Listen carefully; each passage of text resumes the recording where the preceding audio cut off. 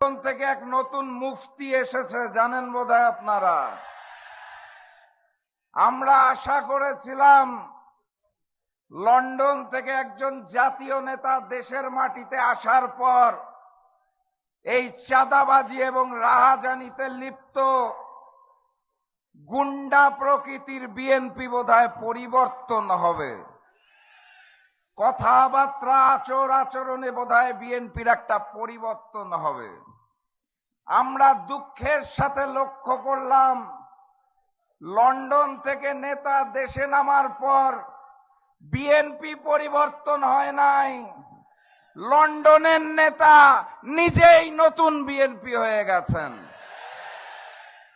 সংগ্রামী সাথী এবং বন্ধুগণ, বিএনপি নামক দলটি যদি রাষ্ট্রীয় ক্ষমতায় আসে তাহলে যিনি প্রধানমন্ত্রী হবেন, জাতীয় নেতা, তার দলের নেতারা তাকে বলে জাতীয় ইমাম, তিনি মঞ্চে দাঁড়িয়ে বলেন গুপ্ত গুপ্ত। হ্যাঁ, ওনার মতো একজন জাতীয় নেতার মুখে আমরা এই ধরনের তৃতীয় শ্রেণীর রাজপথের বিএনপি কর্মীদের ভাষা আশা করি নাই। উনি যখন বাংলার মাটিতে রাজনীতি করব না এই মুচলেখা দিয়ে লন্ডনে পালিয়ে গিয়েছিলেন, আমরা ওনাকে গুপ্ত বলি নাই। উনি যখন লন্ডনের মাটিতে বসে ভিডিও কলে রাজনীতি করেছেন লুকিয়ে থেকে, ওনাকে আমরা গুপ্ত বলি নাই। উনি যখন দেশনেত্রী বেগম খালেদা জিয়াকে বালু ট্রাক দিয়ে আটকে রাখা হয়েছিল, তাও দেশে না এসে বিদেশ থেকে আহ্বান জানিয়েছিলেন, ওনাকে আমরা গুপ্ত বলি নাই। দেশনেত্রী বেগম খালেদা জিয়াকে যখন গ্রেফতার করে তিলে তিলে জেলখানায় অত্যাচার করা হয়েছিল, উনি তাও দেশে আসেন নাই, লুকিয়েছিলেন লন্ডনে, ওনাকে আমরা গুপ্ত বলি নাই। ফ্যাসিস্ট শেখ হাসিনা অগাস্ট মাসের 5 তারিখ পালিয়ে গেলেন, তারপরে উনি দেশে আসতে পারলেন না। 16 মাস সময় লাগলো ওনার দেশের মাটিতে পা দিতে।